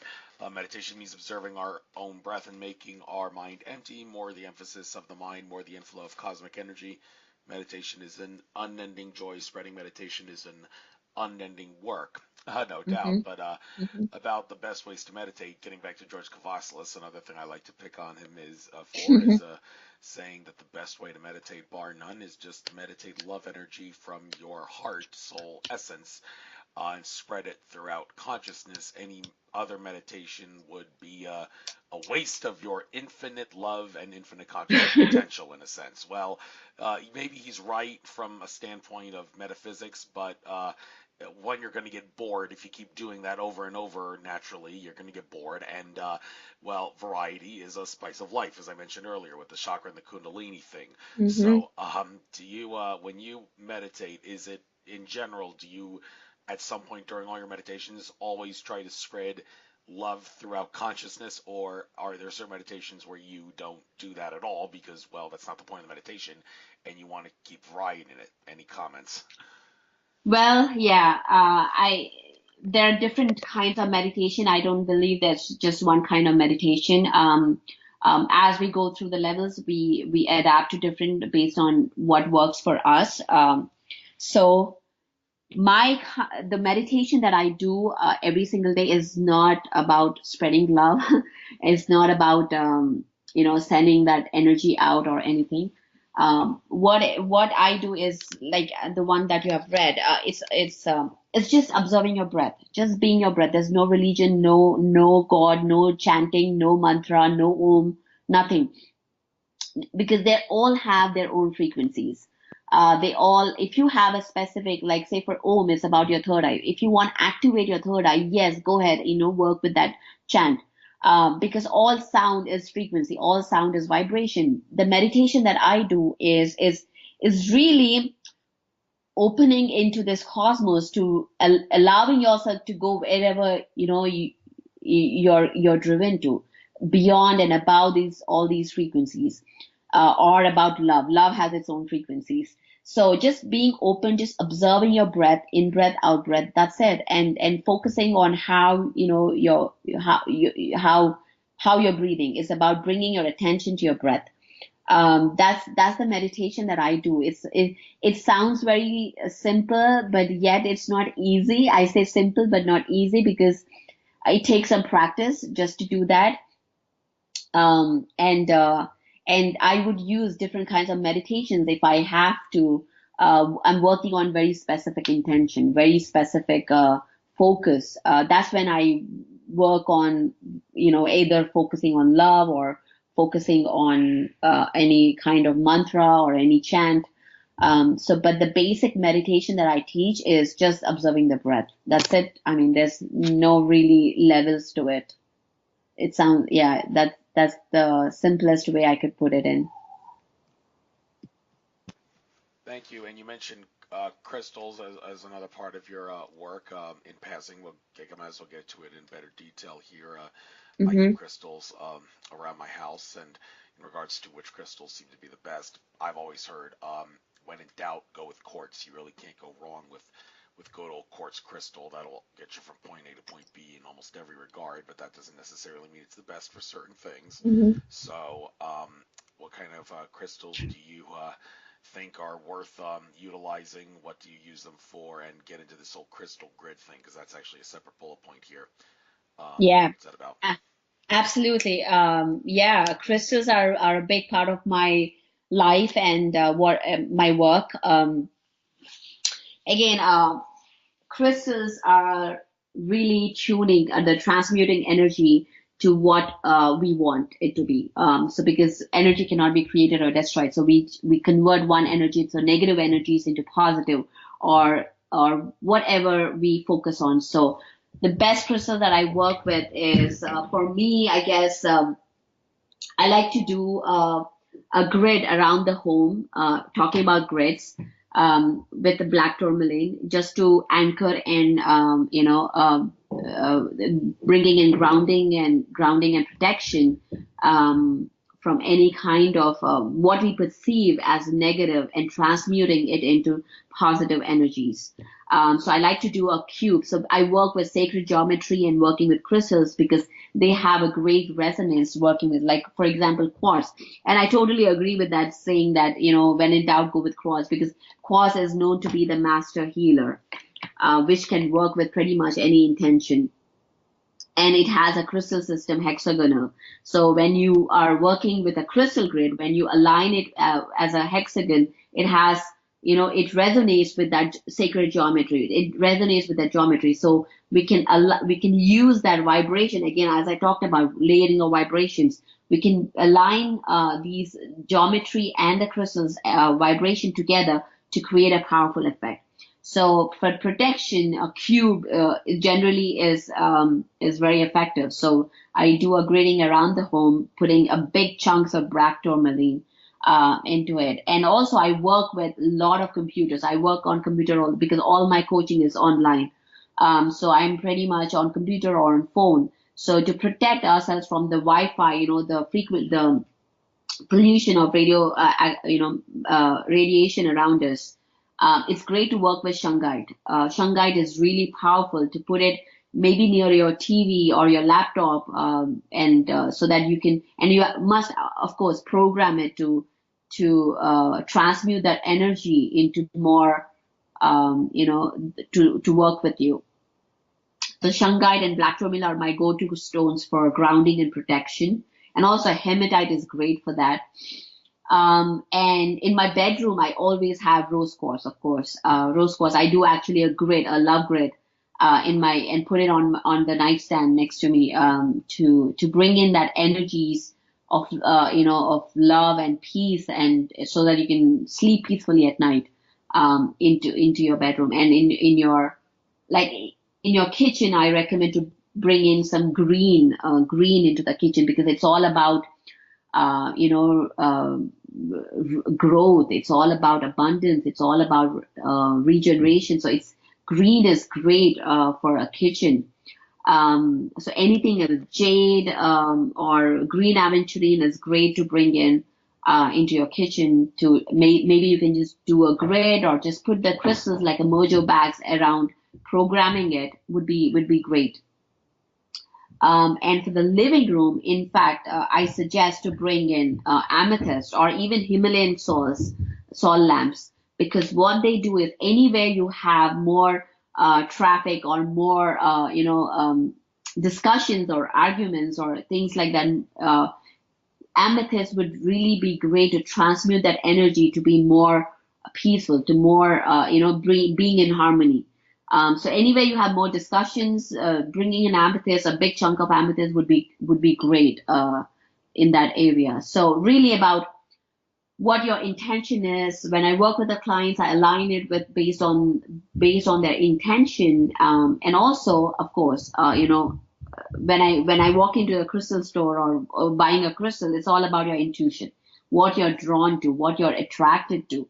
That's something that will be mindful, because I tell my clients, just, when we start talking about the crystals, what they want, they go to a crystal, maybe they're thinking, oh, I have to work with my, with my root chakra, having more grounding, and they, thinking I should go get black tourmaline. Maybe they want, a jasper, or even a clear quartz. So they're guided to that crystal. So based on what you're guided to, how your intuition takes you, that's the best way to choose crystals. If you're starting out to work with that. But yeah, crystals are a great, great, great addition to your sacred space, to your home, to your spiritual practice. In every way, putting it on my clients, in fact, they put it on their desks, especially shungite or hematite, to protect them from radiation, and transmuting any toxic energies around you into positive. And they've seen incredible changes in how their co-workers come and approach them, or their boss approach them, who are toxic earlier.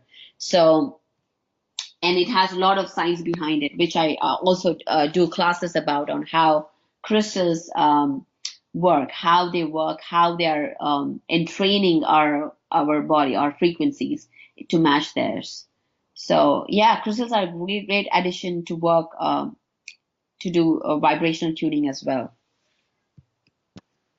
Thank you. In regards to getting your crystals re-energized, you mentioned earlier you put your crystals in a pyramid, but there are other ways to do it. Putting it in sunlight and or starlight and or moonlight. However, I've heard that there are certain pyramids that you don't want to put in sunlight, because it actually does damage the crystalline structure within the crystal. Moonlight, they assert, is the best, and some would say starlight is even better than sunlight. So, which crystals do you not want to put in the sun? Which ones respond the best to moonlight, sunlight, starlight? Well, I guess the best question I can ask you is, can you compare and contrast different crystals in starlight, sunlight, and moonlight, and also water? Are there certain crystals that you can't get wet because they'll get damaged, and are there crystals that if you were to dunk them in a creek or a river, they would actually get re-energized. Yes, of course. Yeah, absolutely. There are crystals you can put in water, for example, selenite, because it gets it deintegrates in the water, so you don't put them in water. And the crystals like which has beautiful color like amethyst um, or even rose quartz to some extent. They lose their color. And again, we talked about color. Color having a vibrational frequency. So every course. So this is something that I teach in my classes, that an amethyst has a base frequency. All amethysts, any amethyst has the base frequency, but depending on its color, depending on where it's mined from, depending on because of the earth, the pressure, the sunlight, the moonlight, whatever it is exposed to, it has its own vibrational frequency, the base vibrational frequency. So, for example, just for example, is say, I mean, nobody can give a number to these frequencies for crystals, but say, for example, an amethyst family has a range between 100 to 200. Each amethyst can have, its own frequency. So this frequency is determined based on its color, having its own frequency, the pressure, the mining, everything it goes into it.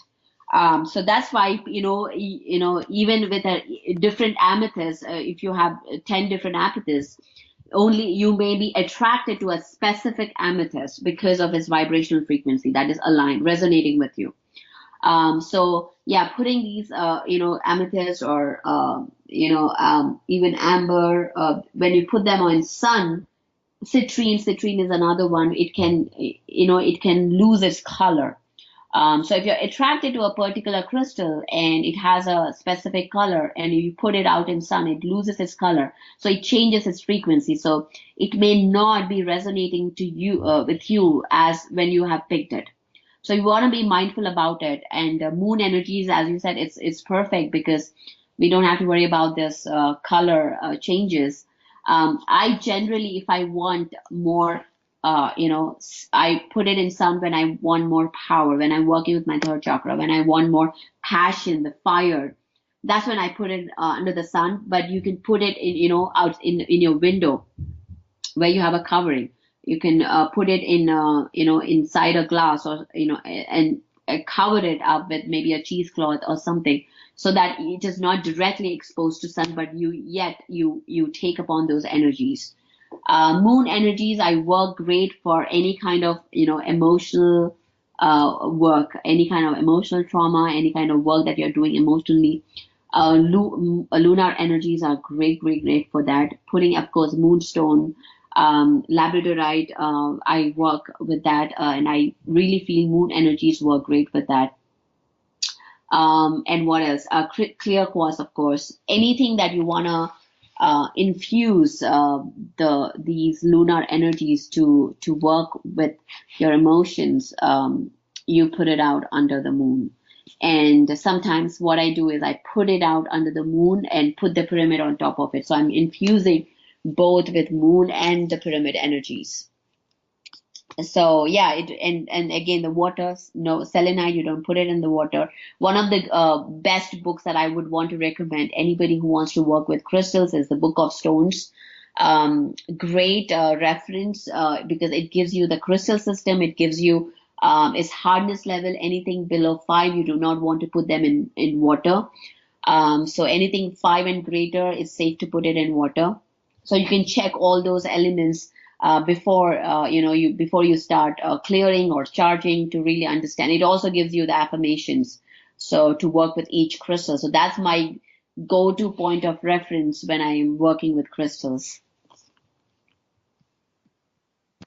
Thank you. And when it comes to crystals and also pyramids, this can apply to whenever a crystal or a pyramid suffers a break or a crack. Um, is it, well, they say the crystal in the pyramid is being damaged.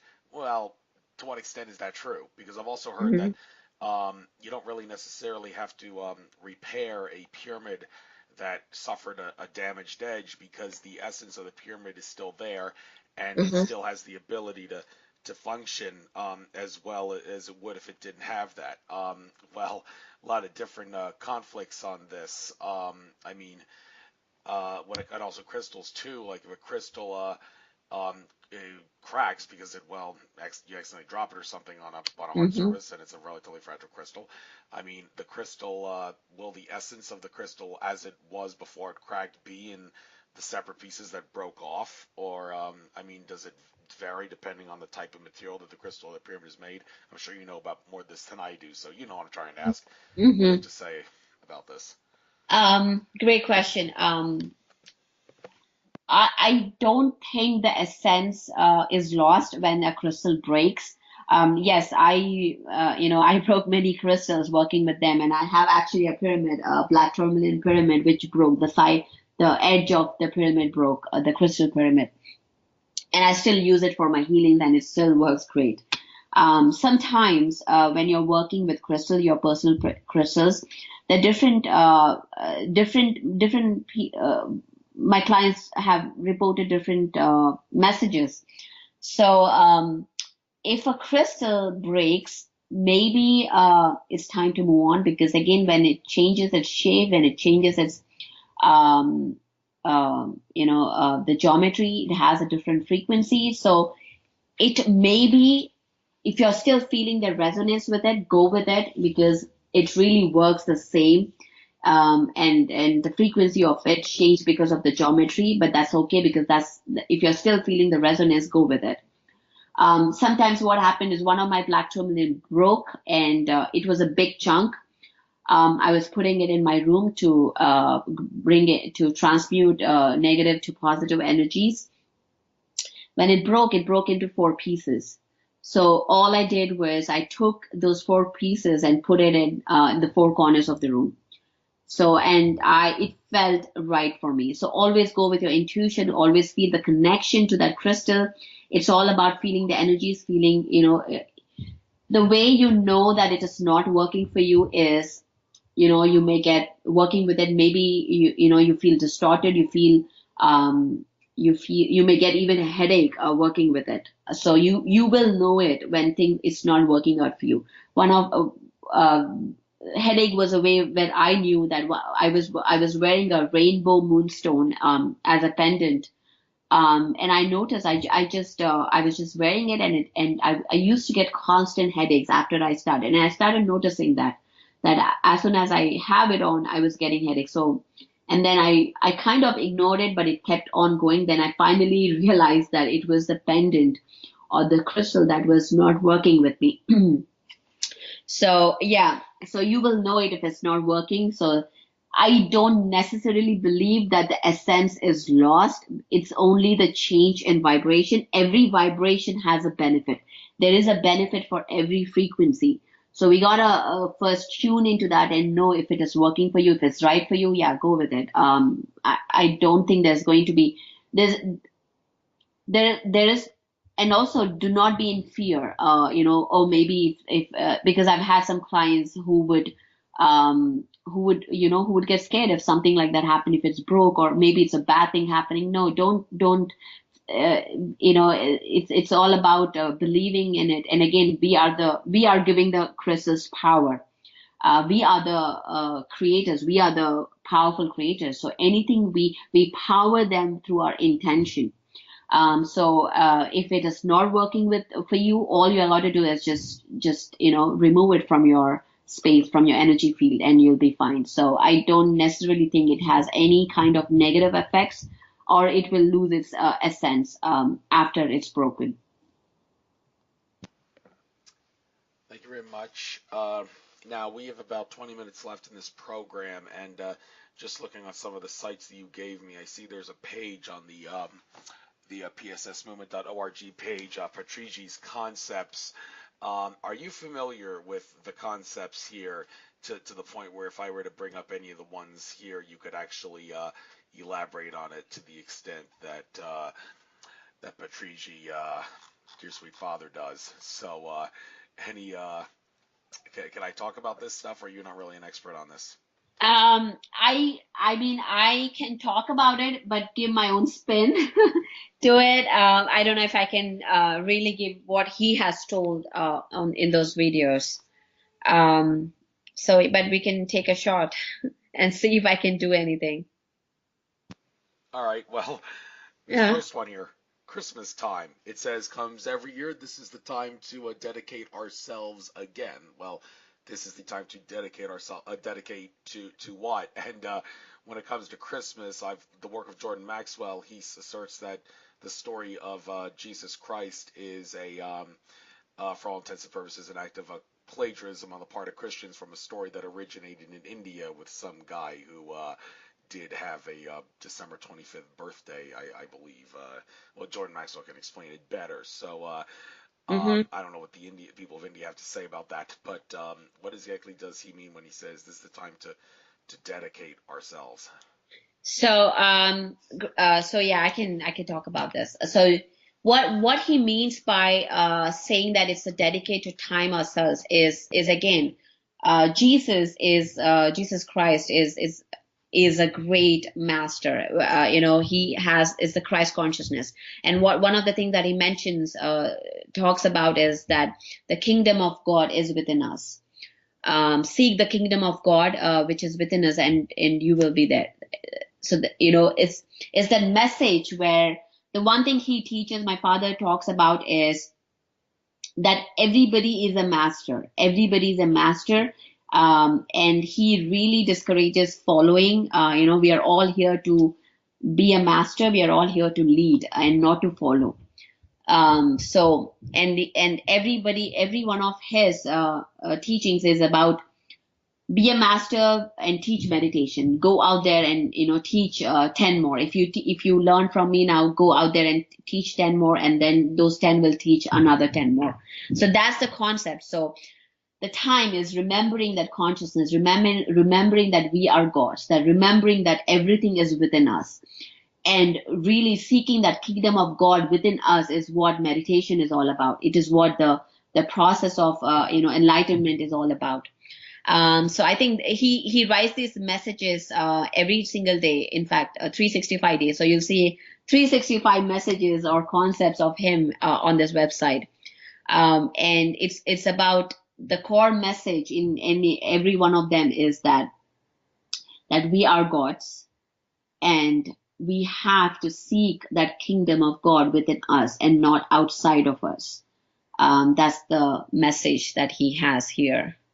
So just remembering that it's Christmas. The Christmas is not about anything else but what Jesus Christ has done, and spread the message is how we can seek that kingdom and how we become a master, how we awaken ourselves. Thank you. And another one here that, well, I saw this and it kind of seems to resonate, I guess, with what you mentioned earlier about how you need to, it helps to make yourself a schedule, plan things on a consistent basis. The one here late said that's called next 24 hours. Day-to-day life is totally our own creation. What do we hmm envision for ourselves in the immediate next 24 hours? Well, this is one of those areas where a lot of people in the spiritual community would agree to disagree on, because some would assert that worrying about the future is going to keep you stuck in the illusion of time, which is a 3D construct. Linear time is a 3D construct, and you don't want that, and therefore it's better to just go with the flow of life and trust the universe to make the best thing happen at the present moment, rather than plan ahead. Like I said, there's hmm obviously some people are going to agree to disagree with, but specifically with what you said about scheduling like meditation in the future. Well, I want to ask you directly: do you think that keeps people trapped in time? And I personally, when it comes to scheduling things on a like something like a meditation on a regular, consistent basis, I don't necessarily go along with that myself, because hmm I prefer, when it comes to doing spiritual exercises and like subliminal audios and meditations, the best times for me anyway, I think, to do them are moonrise, moonset, sunrise, sunset, solar noon, and the hot spot exact moment times, the full moons, quarter moons, eclipses, equinoxes, and solstices. Those times are the best times, I think, to do any sort of spiritual work, meditation or otherwise, in which case it's better to not plan ahead for the sake of consistency. It's better to just look at the calendar to check when sunrise and sunset are, and on all the other things to know when to do my meditation. But then again, some people will say, well, if you're doing that, you're getting stuck with time. Well, is it okay to do it in the way I'm doing it? People will beg to differ. So I babbled long enough. You get what I'm trying to say here. To obsess about time or not obsess about time when you're scheduling spiritual work in the next 24 hours and on. What do you have to say?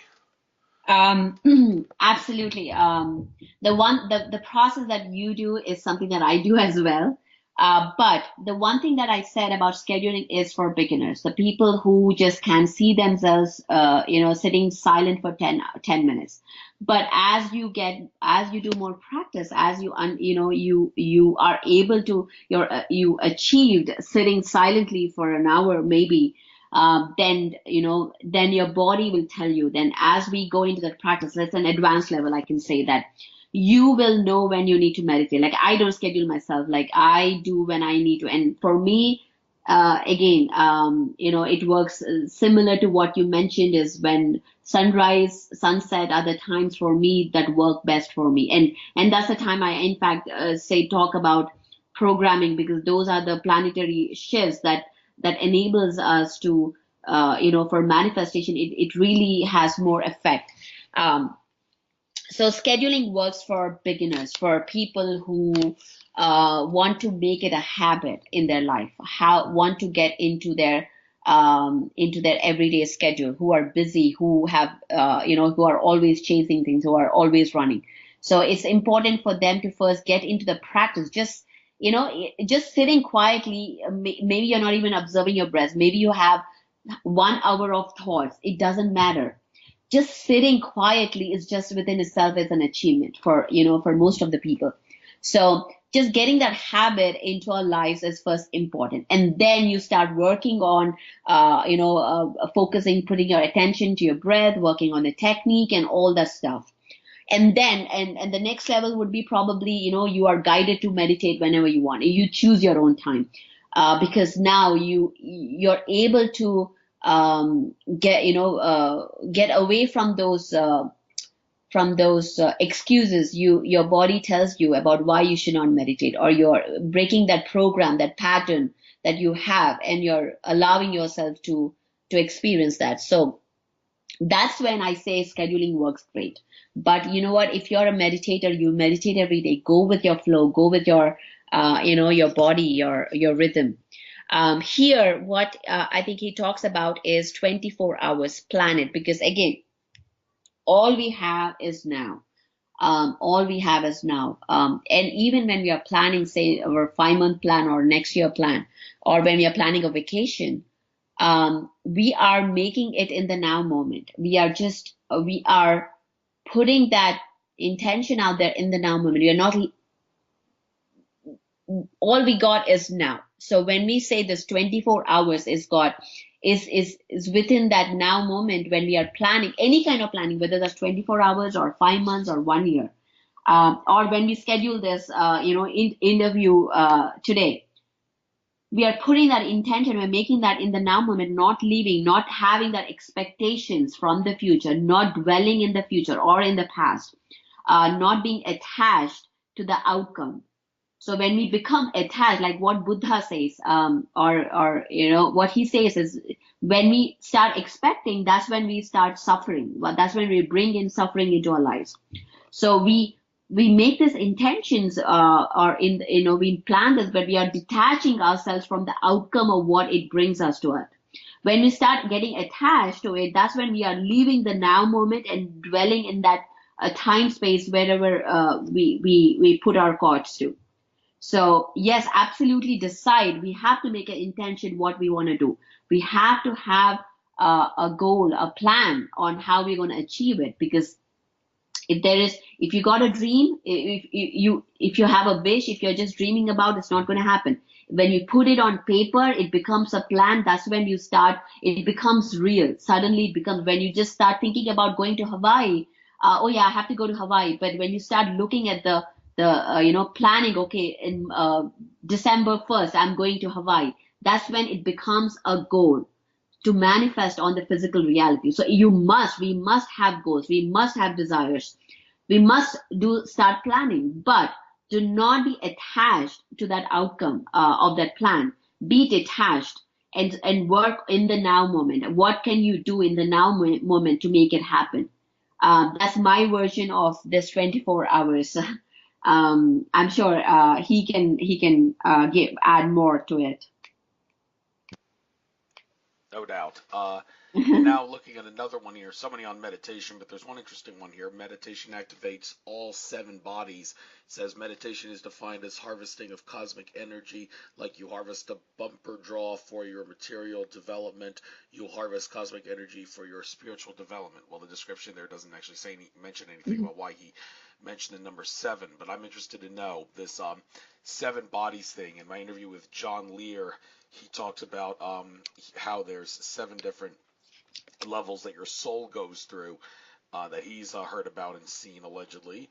And Akashic Records reader Andrew Bartzis has mentioned many times that planet Earth was originally created as a 7-dimensional seed planet, and several people that I've spoken to on my show with that, the number of all the significances of that, the most significant one is the fact that once you get up to the 7th dimension, there is no more service to self behavior. It's all strictly service to others behavior by the entities and energies that reside within 7-dimensional consciousness.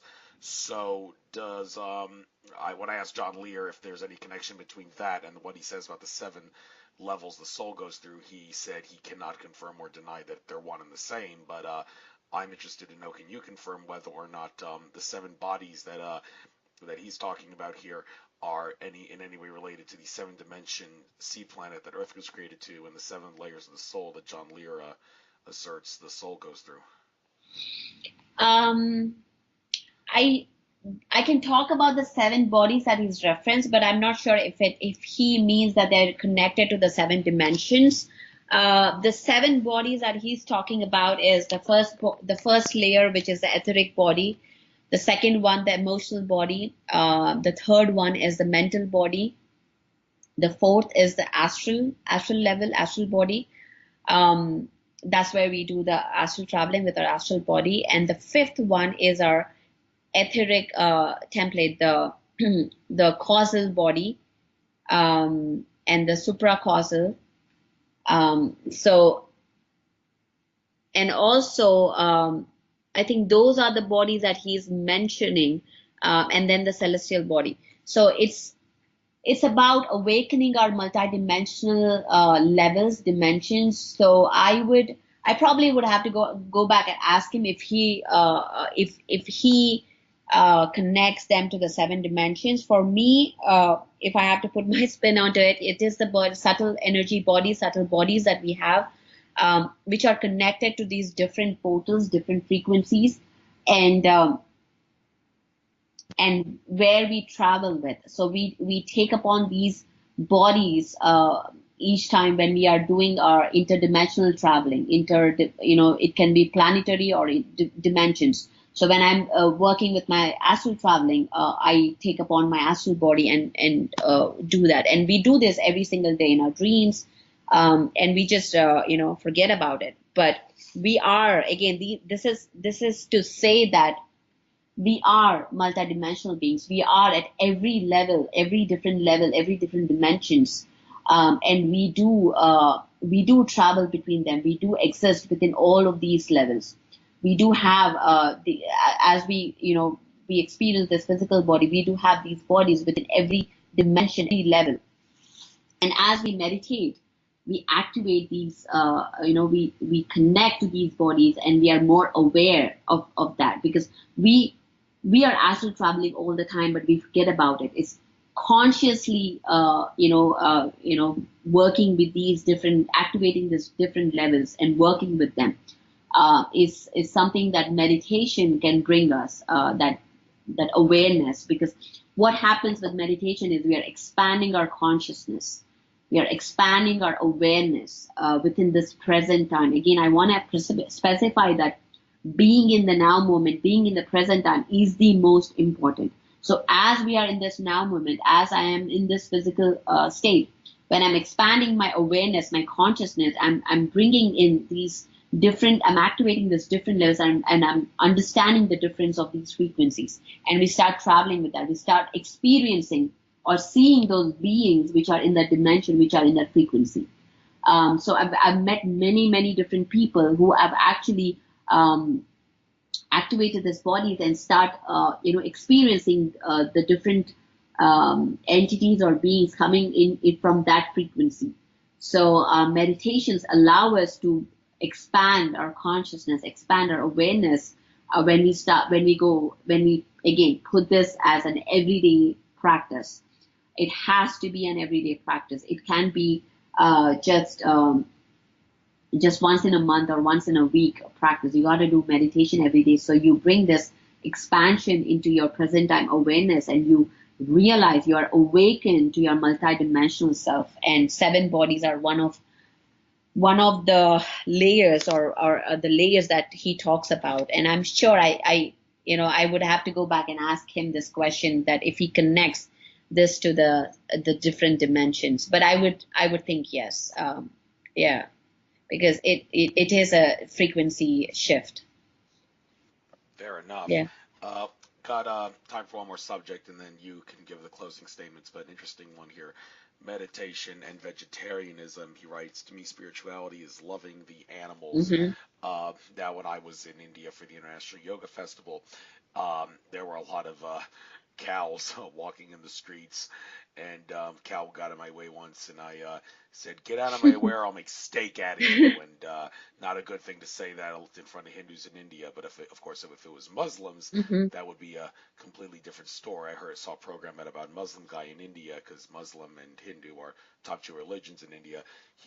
Guy believes you're going to kill an animal. It's a complete waste if you don't find a way to make food out of every part of the animal. And the Hindus considered him the ultimate sinner, but the Muslims absolutely loved what he had to serve. And well, there's no question that many people, including me, I will say, have been able to eat more and more plant food and less dairy and meat as the Earth's vibrational energy increases.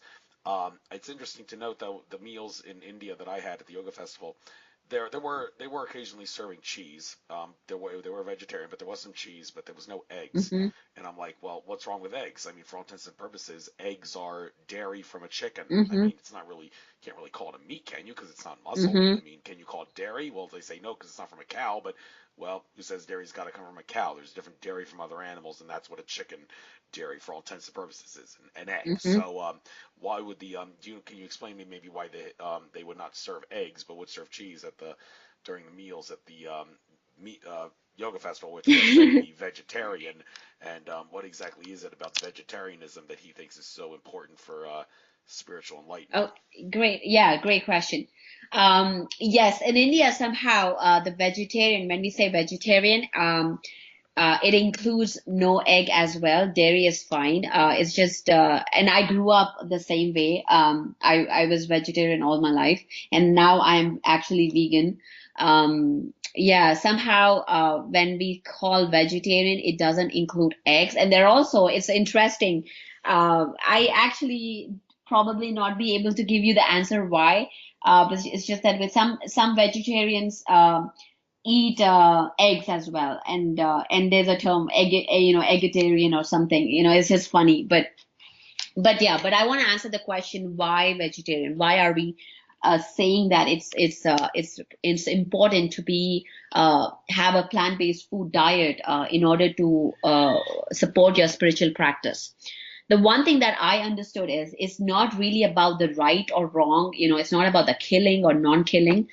For me, it's about the fear. Because again, we say that everything is energy, everything is vibration. So when I am eating,